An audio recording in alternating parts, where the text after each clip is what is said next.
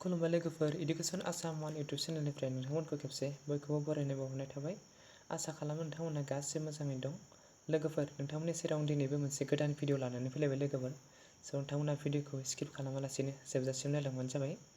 बेयाव दं माखासे मोस्ट इम्परटेन्ट कुइसन एन्सार आरो माखासे मोस्ट रिलेटेड कमन एन्सार कुइसनफोरखौ लानानैसो नोंथांमोननि सेराव दिनै स्पेसियेलि लानानै फैलायबाय लोगोफोर।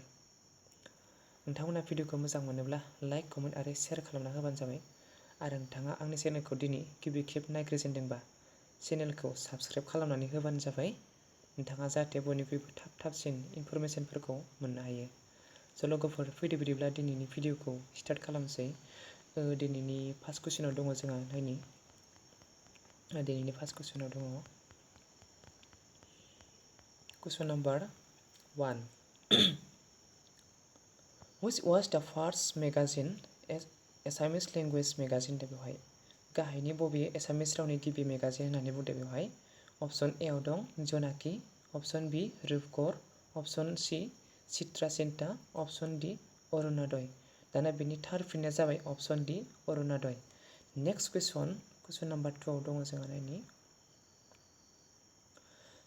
In which year the first Saraighat Bridge in Guwahati was constructed? गुवाहाटीआव थानाय सरायघाटनि गिबि ब्रिजखौ माब्ला खालामनाय जादोंमोन? अप्शन ए आव दं 1952, अप्शन बी 1960, अप्शन सी 1962, अप्शन डी 1965। दाना बेनि थार फिननाया जाबाय option C 1962। Next question number 3। बेवहाय मा होनदों? India start participating in Olympic Games in the year। भारतआ माब्ला अलिम्पिक गेमखौ गेलेजेनग्रोजेनदोंमोन?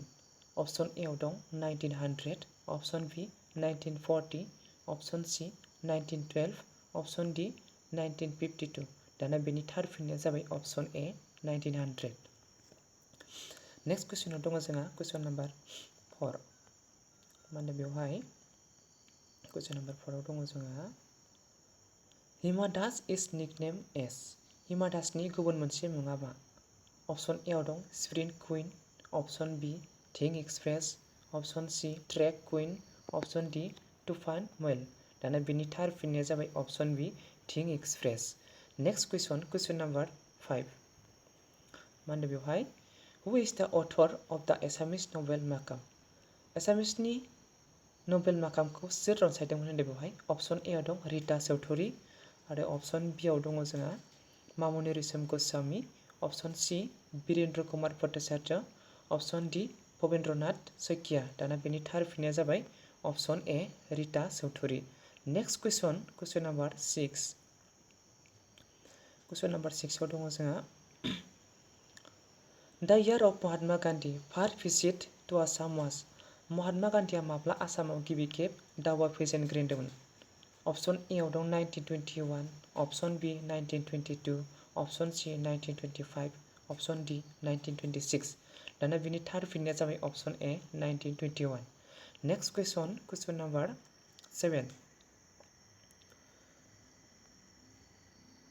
In which district of Assam is the Garampani wildlife sanctuary located? आसामनि बबे डिस्ट्रिक्टआव गरमपानि वाइल्डलाइफ सेंक्सुरिया दङ? अप्शन ए आव दं Golaghat, option B Dima Hasao, option C Karbi Anglong, option D आव दङ जोंहा माजुलि। दाना बेनि थार फिननाया जाबाय अप्शन सी कार्बि आंलं। बेयाव दङ मा होनो गरमपानि वाइल्डलाइफ सेंक्सुरिया दङ। गोसोआव लाखिबानो जाबाय लोगोफोर। Next question number 8। बेवहाय मा सोंदों? Neil Armstrong was the first man to land on the moon in. Neil आर्मस्ट्रंआ अखाफोराव थांजेननाय गिबि सुबुं। बिथाङा बेसेबां मायथाइयाव थांजेनदोंमोन होनदों? अप्शन ए आव दं 1969, अप्शन बी 1968, अप्शन सी 1967, अप्शन डी 1965। दाना बेनि थार फिननाया जाबाय अप्शन ए 1969। Next question number 9।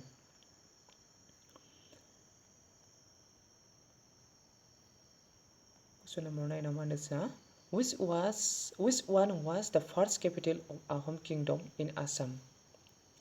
आसामनि आहम रायजोनि गिबि राजथावनिया मामोन?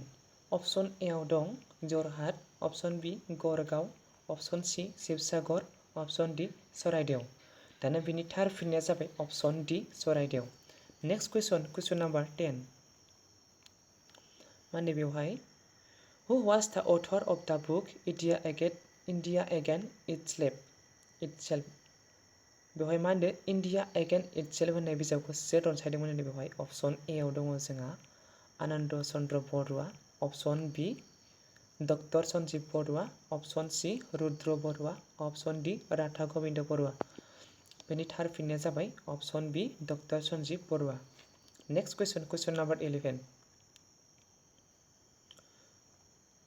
Who was the first editor of the Assamese magazine Jonaki?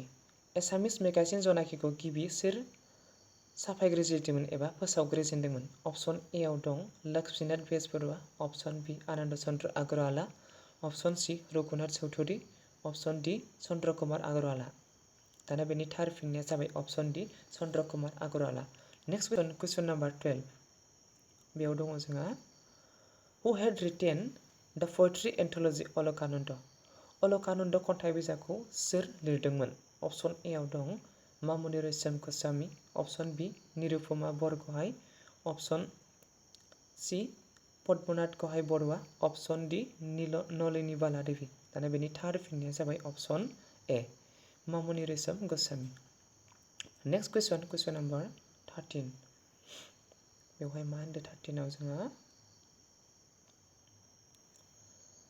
2024 Summer Olympic will be held in Paris, France. It will be which edition?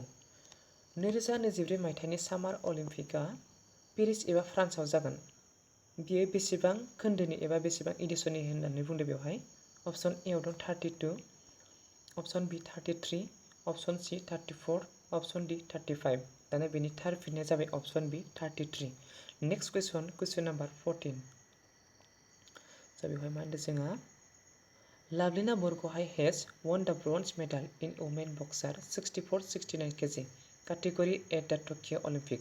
She is from which state? Laksminath Borgohain Tokyo' Olympic 2020 आव बक्सिंआव गेलेनानै बिथांजोआ मा होनो bronze मेडेलाव देरहासार जानो हादोंमोन बिथाङा बबे रायजोनि होननानै बुंदों बेवहाय अपसन ए आव दं केरेला अपसन बी आव दं मणिपुर अपसन सी आव दङ जोंहा हारियाना आरो अपसन डी आव दं आसाम दाना बेनि थार फिननाया जाबाय अपसन डी आसाम बिथांजोआ मा होनो आसामनिफ्राय गेलेदोंमोन नेक्स्ट कुइसनाव दङ जोंहा कुइसन नाम्बार 15 आव दङ जोंहा When did Dihing Patkai was officially declared as the 7th National Park of Assam?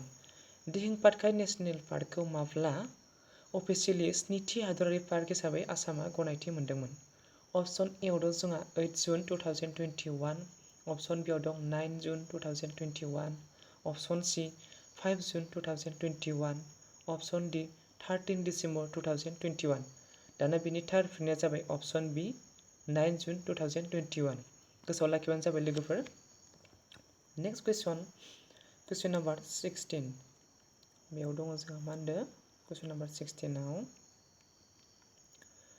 The total number of national park and wildlife sanctuary in Assam respectively. दा बर्तमान आसामाव बेसेबां हादरारि पार्क आरो बेसेबां वाइल्डलाइफ सेंचुरी दं होननानै बुंदों बेवहाय अपसन ए आव दं 5 national park and 18 wildlife sanctuary option B 7 national park and 17 wildlife sanctuary option C 6 national park and 18 wildlife sanctuary option D आव दं जोंहा 7 national park and 16 wildlife sanctuary दाना बेनि थार फिननाया जाबाय option D 7 national park and 16 wildlife sanctuary दं दाना नेक्स्ट कुइसनाव दं जोंहा कुइसन नाम्बार 17 बेयाव मा होनदों जोंहा Who is the first woman finance minister of Assam? आसामनि गिबि आइजो फाइनेन्स मिनिस्टारा सोर अपसन ए आव दं अनुराधा टाइमुर option B Shaktikanta Das option C Nirmala Sitharaman option D Ajanta Neog दाना बिनि थार फिननाया जाबाय option D Ajanta Neog next question number 18 Who is the present speaker of Assam Legislative Assembly? Assam legislative एसेम्ब्लिनि दानि बुंथिगिरिया सोर एबा स्पिकारा सोर होनना बुंदों बेवहाय अपसन ए आव दं Hitendra Nath Goswami option B Numal Momin option C Biswajit Daimary option D Ranjit Kumar Das. दाना बेनि थार फिननाया जाबाय option C Biswajit Daimary. Next question number 19। मा होनो बेवहाय the Barak is the river of which district. बराकआ जाबाय मोनसे दैमा, बेयो गाहायनि बबे डिस्ट्रिक्टनि एबा बबे डिस्ट्रिक्टआव दं होनना बुंदों बेवहाय अप्शनफोरा गाहायाव दं नायनि। अप्शन ए आव दं जा कामरुप, अप्शन बि आव दं सनितपुर, अप्शन सि आव दं डिब्रुगड़, अप्शन डि आव दं जा काछार। दाना बिनि थार फिननाया जाबाय option D Cachar. Next question number 20। बेनो जाबाय दिनैनि लास्ट कुइसन एबा जोबथि कुइसन। बेयाव दं जोंहा मा होनो which national park of Assam is famous for pygmy hog. गाहायनि बबे हादरारि पार्कआ पिगमी हगनि थाखाय मुंदांखा एबा मा होनो बावनांसा अमा होननानै बुङो जों बेखौ। दाना अप्शन ए आव दं Nameri national park, option B Kaziranga national park, option C Manas national park, option D Dihing Patkai national park. दाना बिनि थार फिननाया जाबाय option C Manas national park. स' लोगोफोर दिनैनि भिडिअखौ बेखिनियावनो दोननोसै। लोगोफोर भिडिअनि गेजेराव माबाफोर गोबां गोरोन्थि जादोंब्ला नोंथांमोननि सेराव निमाहा बिनाय जाखाबाय लोगोफोर। स' लोगोफोर दिनैनि भिडिअखौ बेखिनियावनो दोनथ'बाय। नेक्स्ट लोगो मोनफिनगोन गुबुन मोनसे गोदान भिडिअ लोगोफोर।